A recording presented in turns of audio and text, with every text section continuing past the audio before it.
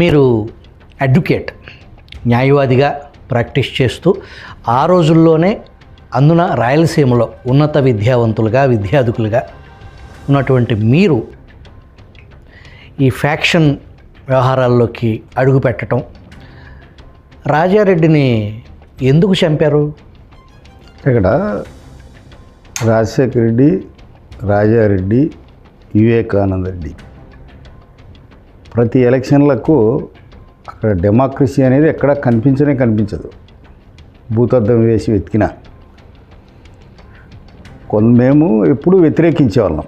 వాళ్ళ రిగ్గింగ్ను, వాళ్ళు చేయించే కిరాయి హత్యలు, వాళ్ళ దుర్మార్గాలు, ప్రజలకు ఊర్ల మీద పడి దండయాత్రలుగా పోయి ప్రజలను అణిచివేయడము. ఆ క్రమంలో 1995లో మేము ఇంకా వేంపల్లి మండలం నుంచి సతీష్ రెడ్డి ఇట్లాంటి వాళ్ళం కలుసుకొని, అప్పుడంతా యంగ్ టర్కులుగా ఉండేవాళ్ళం. సతీష్కి అంతా 24-23 సంవత్సరాలు ఉండేటి, నేను అంతకంటే 2-3 సంవత్సరాలు పెద్ద, నాకు 26-27 ఉండేటి. కలిసి మొదలుపెట్టినాం ప్రయాణం. వీళ్ళ దౌర్జన్యాన్ని మనం నిరోధించాలా, ప్రతిఘటించాలా. ఎక్కడో ఒక చోట పులి స్టాప్ పెట్టకపోతే ఇది ఇలానే కంటిన్యూ అవుతూ ఉంటుంది అని చెప్పి పోటీ పెట్టేసాం. లోకల్ ఎలక్షన్లో వేంపల్లి మండలం జెడ్పీటీసీ మండలం 2 ఆయన గెలిచాడు. వేముల మండలం జెడ్పీటీసీ మండలం మేము గెలిచాం. లింగాల మండలం కూడా మాకు జెడ్పీటీసీ వచ్చింది. టోటల్ అప్పుడుకుండే 6 మండలాల్లో 3 జెడ్పీటీసీలు, 2 మండలాలు గెలవగలిగాం. అక్కడి నుంచి వెంటనే 96 పార్లమెంట్ ఎలక్షన్లు వచ్చాయి.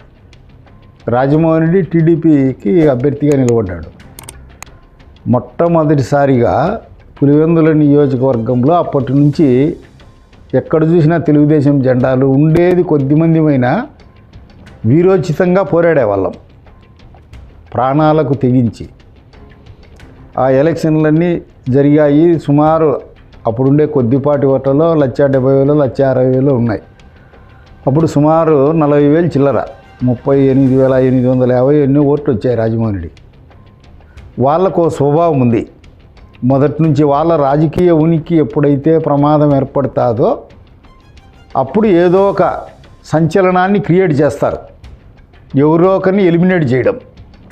అది గతంలో ముందు నుంచి ఉండేది. ఆ భయం మళ్ళా 10 సంవత్సరాలు 5 సంవత్సరాలు పెట్టుకుంటారు. ఆ లోపల 10 సంవత్సరాలు 5 సంవత్సరాల లోపల తల ఎత్తినోనెల్లా వారిని అంచుకుంటూ వచ్చేది వాళ్ళ విధానం.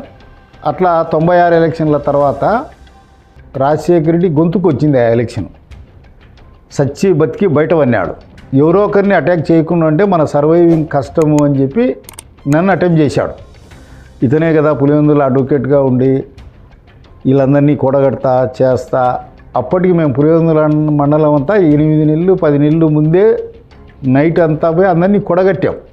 దానికి ముందు జరిగిన రాజారెడ్డి టైంలో రాజారెడ్డి అప్రహితంగా అతని లెగసీ విపరీతంగా సమర్థవంతంగా అతను నియోజకవర్గాన్ని పొట్టు చిక్కించుకున్న సందర్భంలో పెడకంటి కాపులు, పెడకంటి రెడ్లు అనే మీ వర్గం అవును ఎందుకు రాజారెడ్డికి వ్యతిరేకంగా తెలుగుదేశం పార్టీకి అండగా నిలబడి తెలుగుదేశం పార్టీ గెలుపు కోసం కృషి చేశారు?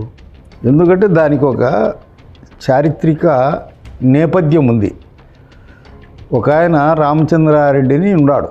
పాత రోజుల్లోనే 56 ఆ ప్రాంతంలోనే సమితికి పోటీ చేయాలని పెడకంటి రెడ్డి అందరినీ సమీకరించి ఎందుకో విరమించాడు. మళ్ళా తర్వాత 1978 ఆ ప్రాంతంలో పులివెందుల నియోజకవర్గంలో ఉండే పెడకంటి రెడ్లంతా హేమీలంతా ఒక ఫ్రంట్గా ఏర్పడి అప్పుడు కూడా పోటీ చేయాలని ప్రయత్నం చేశారు. మాది అక్కడ లార్జ్ కమ్యూనిటీ. ఇప్పుడు కడప జిల్లా పార్లమెంట్లో హయ్యెస్ట్ రెడ్డి ఓటర్స్ ఉండేది పులివెందుల కాన్స్టిట్యూన్సీ. సుమారు 74-75 ఉంటాయి. ఆ ఓటర్లన్నీ తీసుకొని కూడా ఒక 2014-15 ప్రాంతంలో చేసాం. అప్పటికే 70,000 చిల్లర ఉన్నాయి. మా పెడకంటి అన్ని టోటల్ ఉండే ఓట్లలో మావే సుమారుగా 40,000 ఉన్నాయి. ఇప్పటికి సుమారుగా 45-46,000 ఉంటాయి. ఇప్పుడు 7 మండలాల్లో ఉన్నారు విస్తరించి. మాకు బ్రిటిష్ కాలం నుంచి అప్పటి నుంచి స్వాతంత్రానికి పూర్వం కానీ తర్వాత కానీ మాకు ఏ పొలిటికల్ పార్టీ కూడా అవకాశం ఇలే. ప్రతి పొలిటికల్ పార్టీ కూడా మమ్మల్ని వాడుకుంటుంది, పల్లకీలు మోసే బొయ్యిలుగా వాడుకుంటుంది. అది మాకు తీరని ఆవేదన ఉంది పులివెందుల నియోజకవర్గంలో. పిడకంటి రెడ్లు వేరు, రాజారెడ్డి వర్గం వేరా?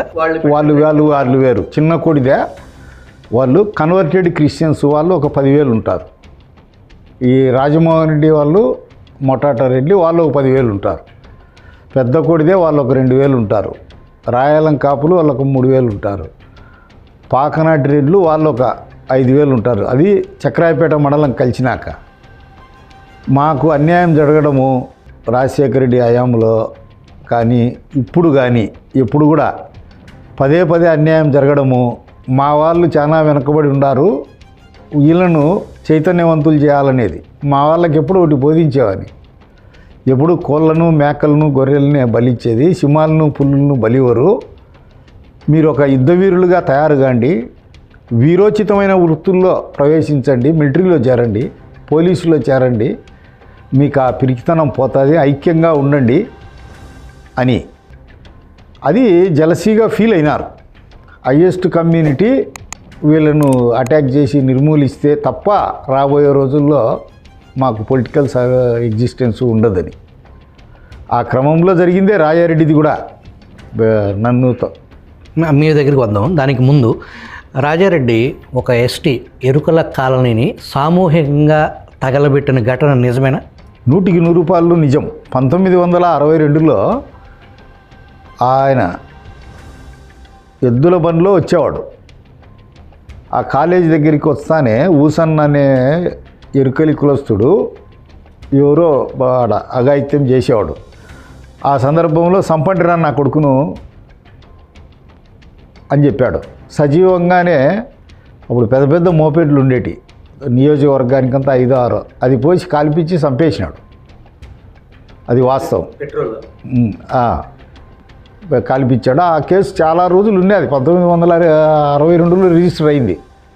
64లో ముస్లింల శ్మశాన వాటిక పైన వాళ్ళంతా నిర్మించినారు. వాళ్ళు కట్టింది హాస్పిటల్ ఇవన్నీ. అది చాలా రోజులు సూట్ ఉన్నది పులివెందుల నియోజకవర్గంలో కేసులో. మళ్ళీ ముస్లిమ్స్తో రాజీ అయినారు.